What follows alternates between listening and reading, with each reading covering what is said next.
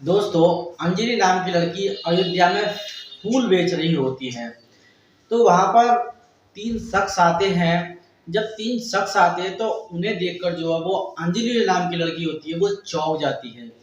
मान लो उसके पैरों के नीचे जमीन खिसक जाती है उन तीनों बंदों को देखकर। जब वो उसके सामने आते हैं फूल लेने के लिए, वो कहते हैं हमें 100 रुपए के फूल जो है पैक कर दो। तो दोस्तों, मानो ऐसा लगता है कि अंजलि के पैरों के नीचे जमीन ही नहीं है, खिसक जाती है उनको देखकर। तो वो लोग कौन थे, मैं आज आपको इस कहानी में पूरा बताने वाला हूं। तो कहानी आपको पसंद आए तो वीडियो को लाइक और चैनल को सब्सक्राइब जरूर कर देना ताकि मेरा हौसला बढ़ता रहे। तो दोस्तों, अंजलि आइए जानते इस कहानी में क्या माजरा था। अंजलि की शादी 6 साल पहले देवरिया जिले के एक गांव में हुई थी। तो दोस्तों, अंजलि पढ़ी लिखी थी, समझदार लड़की थी, लेकिन उसका जो पति था वो भी बहुत पढ़ा लिखा था। एक अच्छी फैक्ट्री में मैनेजर के पद पर काम करता था। लेकिन उनके बीच में जो है दरार दहेज के चक्कर में जो है पड़ जाती है। कहते हैं ना कि दहेज के लोग भी आज भी संसार में बहुत हैं। तो दोस्तों, क्या कि अंजलि के जो पिताजी थे वो इतने अमीर नहीं थे कि वो उनकी हैसियत से उनकी शादी कर देते। तो अंजलि देखने में हष्ट पुष्ट लड़की थी और सुंदर भी बहुत ही। मानो उसकी खूबसूरती एक तारे की तरह दिखाई देती थी। जैसे एक तारा दिखाई देता है रात में, वैसे ही जो है उसकी खूबसूरती दिखाई देती थी। जो संजय नाम का जो लड़का होता है जिसने उससे शादी करी थी, वो उसकी खूबसूरती पर जो है और उसके चरित्र को देखकर उसने जो है शादी के लिए हाँ कर देता है। लेकिन संजय के पिताजी और बड़े भाई और जो माताजी होती हैं वो दहेज के लोभी होते हैं। वो शादी होने के टाइम पर भी पूछते हैं कि अगर दहेज सही मिलेगा जब हम यहाँ से शादी करेंगे, अगर दहेज नहीं मिलेगा तो हम यहाँ से शादी नहीं करेंगे। गरीबों के घर से क्या शादी हम लेंगे, क्या रिश्ता लेंगे।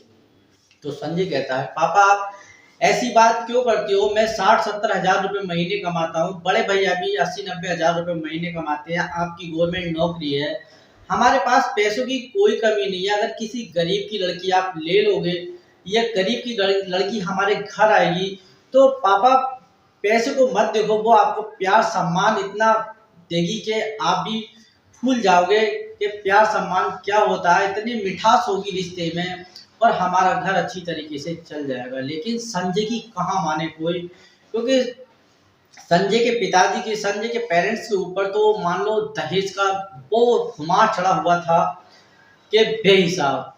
तो दोस्तों, इसी बात पर वो संजय कहता है ठीक है, मैं जो शादी करूंगा तो वो अंजलि ही सही करूंगा, अन्यथा मैं शादी नहीं करूंगा।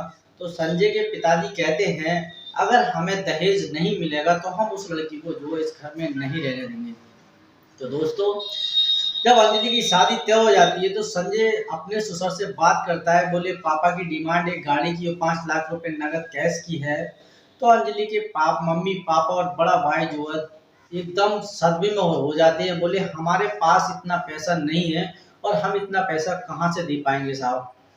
तो संजय कहता है ठीक है, कोई बात नहीं, सारी व्यवस्था मैं कर दूंगा, लेकिन आपको कोई कानो खान किसी को बताना नहीं है कि मैंने जो पैसे आपको दिए हैं, और पूरी शादी का खर्चा मैं उठाऊंगा क्योंकि मुझे आपकी लड़की बहुत ही अच्छी लगी और आपकी लड़की बहुत संस्कारी है। तो दोस्तों, पूरा खर्चा संजय उठाता है। 4 पहिया गाड़ी का कैश भी देता है और 5 लाख रुपए अपने पास से भी देता है और कहता है आप मेरे पिताजी को ये दे देना और ये गाड़ी शादी वाले दिन दे देना।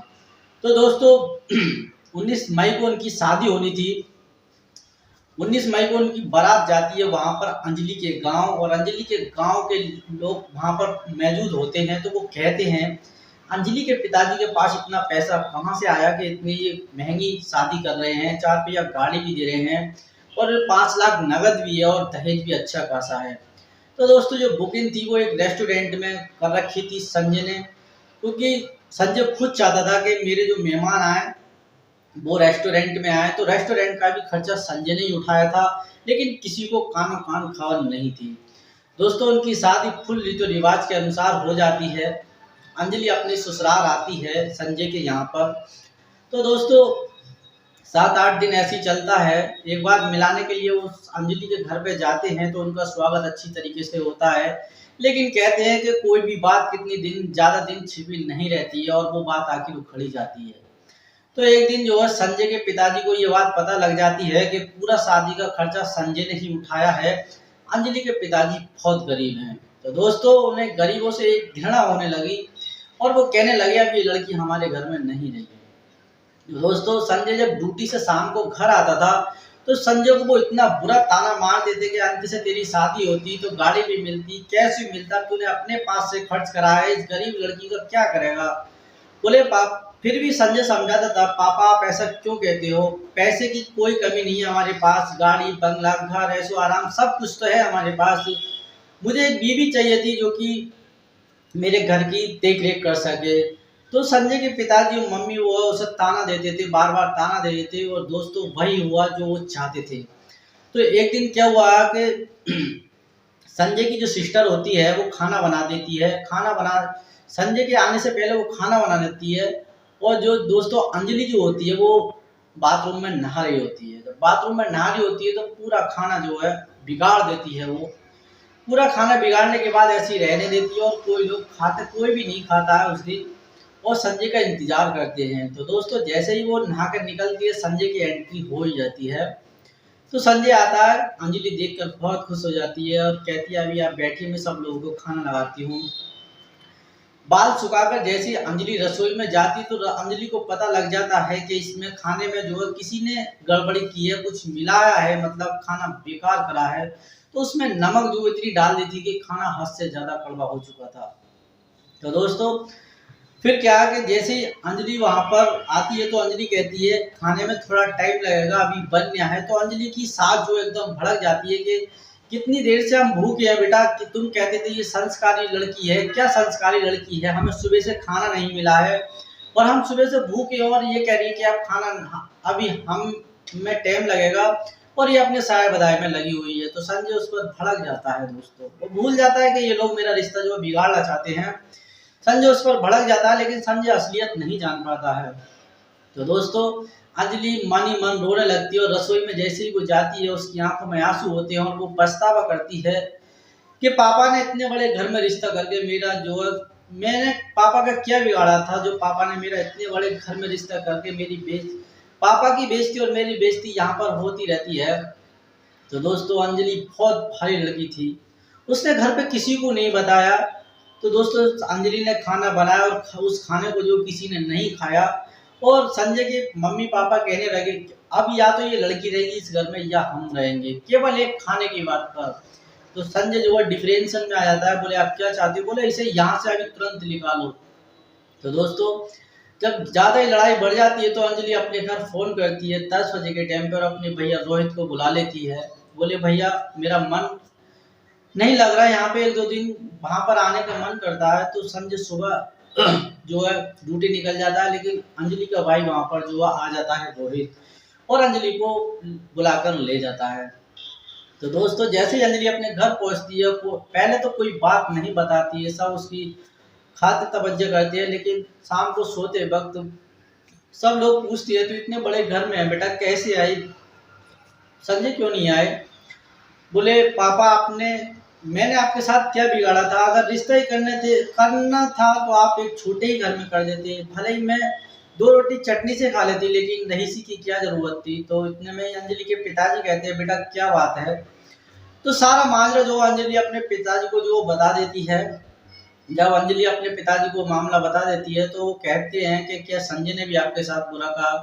बोले पिताजी इसमें उनकी कोई गलती नहीं है, उन्हें तो चढ़ाया है उन लोगों ने, मेरे खिलाफ भड़काया है, इसलिए उन्होंने डिफरेंशन में आके ये कदम उठाया है। तो दोस्तों वो अंजलि अपने मन में तय कर लेती है, बोले मैं अब उस घर में नहीं जाऊंगी क्योंकि जहाँ पर सम्मान ही नहीं है वहाँ क्या करूंगी मैं जाकर। तो दोस्तों वहां पर जो अयोध्या में वहां पर जाती है और मंदिर पर एक अपनी दुकान लगाती है फूलों की।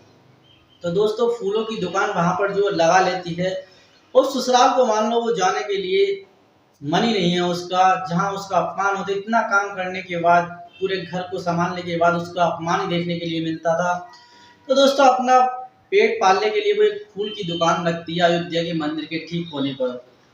तो दोस्तों संजय जो होता है, जब संजय का टूर होता है, छुट्टी हो जाती है संजय की, तो संजय घूमने के लिए अयोध्या जाता है, उसके साथ 3 फ्रेंड और होते हैं संजय के।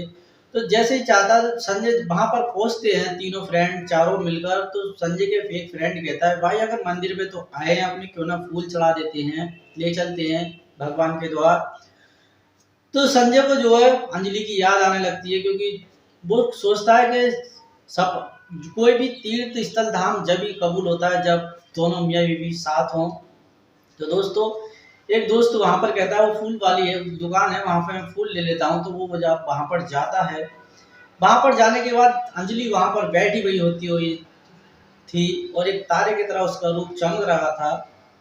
तो दोस्तों वहां पर जैसे ही पहुंचता है वो, तो उसके पास छुट्टे पैसे न होने के बावजूद वो संजय के पास आता है, बोले भाई आपके पास खुले पैसे हो तो दुकान वाले को दे दो। तो वो वहां पर जो जाता है, जब वहां पर जाता है तो अंजलि को जैसे ही देखता है और अंजलि उसे देखती है, तो मानो दोनों के पैर के नीचे जमीन खिसक जाती है। दोस्तों इस तरह का वाकया वहां पर होता है।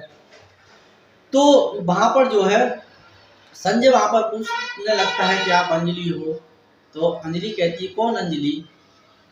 बोले मेरी एक वाइफ है। बोले आपने आपकी वाइफ और आपको पता नहीं कौन है आपकी वाइफ, आप मुझे क्यों कह रहे हो? मान लो अंजलि खुद जानबूझकर जो है इग्नोर कर रही थी संजय को। संजय कहता है नहीं आप अंजलि हो मेरी पत्नी, आपकी मतलब ये आपको क्यों इतनी क्या जरूरत थी जो आप यहाँ पे फूलों की दुकान रख ली और बेचने लगी? तो अंजलि कहती है आप कुछ ना बोले तो ही अच्छा है, मैं जैसी भी हूँ अपने जीवन में खुश हूँ, आप बताइए घर पे सब ठीक ठाक है? बोले हाँ सब ठीक ठाक है। तो उदास मन से वो कहता है, तो वो कहती क्या बात है? बोले आपके आने के बाद जो है सब लोगों का बिहेवियर बदल गया, मेरी कुछ दिन के लिए नौकरी चली गई थी। तो मान लो जब पैसा ही मेरे पास नहीं है तो घर वाले भी मुझसे जुदा हो गए और मुझे तुम्हारी याद आने लगी। मैं आपके घर पे भी गया था लेकिन आपका कोई एड्रेस मुझे मिला ही ना। घर वालों ने कहा कि अंजलि यहाँ से चली जा चुकी है अयोध्या, अयोध्या बहुत बड़ी है, मैं आपको कहाँ ढूंढता। और आज अचानक में ही मैं तीर्थ धाम कर यहाँ पे जो आया हूँ भगवान के द्वार, मेरा मन इतना जो है विचलित हो चुका है, इतना उदास हो चुका है कि मैं भगवान के द्वार आया और आपसे मुलाकात हुई। तो अंजलि कहती है चलिए कहिए कैसे हैं घर पे सब? बोले सब पैसा है तो सब कुछ है, अगर पैसा नहीं तो कोई नहीं। वो मम्मी पापा मेरे बेशक है लेकिन पैसों के बहुत लोभी हैं। कुछ दिन कंपनी में घाटा आने की वजह से मुझे निकाल दिया गया था, तो मान लो घर से भी मुझे निकाल दिया गया। अब दूसरी कंपनी में मैं काम कर रहा हूँ, वहाँ काम मेरे प्रोजेक्ट को देखकर पास हो गया, तो वहाँ से मुझे घूमने के लिए यहाँ पर जो है टूर मिला, उसके बाद मैं यहाँ पर आया हूँ। तो दोस्तों अंजलि एकदम जो है नर्वस होकर पूछती है चलिए आपको पैसे देने की कोई जरूरत नहीं है। तो वो कहता है नहीं नहीं, आप पहले भी अच्छी थी और अब भी अच्छी हो, आपकी जितनी तारीफ और अच्छाई की जाए उतनी कम है, क्योंकि अगर भगवान का अंश होता है तो ऐसे ही बंदे के अंदर होता है। मैं अपनी गलतियों को क्षमा चाहता हूँ, मेरी गलती आप माफ कर दीजिए। तो अंजलि कहती है आपने गलती क्या की है? गलती तो मैंने की है गरीबी में जन्म लेकर, भगवान ने जाने क्या मेरे साथ ऐसा क्यों किया है। बोले नहीं भगवान जो करते हैं अच्छे के लिए करते हैं। संजय इस बात को बोलता है और वो कहता है मैं अब अलग रह रहा हूँ घर वालों से और मेरे पास अब अच्छी एक नौकरी है, मैं तुम्हें अपनाना चाहता हूँ, चलिए आप घर चलिए। तो अंजलि कहती है आज अपना कर, आपके पास अच्छी नौकरी है, मम्मी पापा आपके आएंगे तो वही बात आपकी होगी कि आपकी या तो ये रहेगी या मैं, तो मैं इससे अच्छे अपने भगवान के यहीं पर द्वार पर ही ठीक हूँ, अपना फूल बेचकर गुजारा कर लेती हूँ। तो संजय कहता है नहीं, अगर आप अपने पिता या मम्मी को मानती हो तो मेरे साथ चल रहा होगा। तो अंजलि कहती है ठीक है मैं चल तो पढ़ूंगी लेकिन आज के बाद ऐसा कभी लाइफ में नहीं आया, ये कसम खाइए मंदिर की तरफ को हाथ रखकर। तो वो संजय कहता है कि आज के बाद ऐसी कोई बात नहीं होगी और आप मेरे साथ मंदिर में चलो ये फूल लेकर। तो दोस्तों दोनों खुशी खुशी मंदिर चले जाते हैं, मंदिर से वो घर पर आ जाती हैं और दोनों का घर बस जाता है। तो दोस्तों इस कहानी से आपको क्या प्रेरणा मिली कमेंट में जरूर बताना। मिलता हूँ फिर किसी नई कहानी में, जब तक के लिए जय हिंद, वंदे मातरम।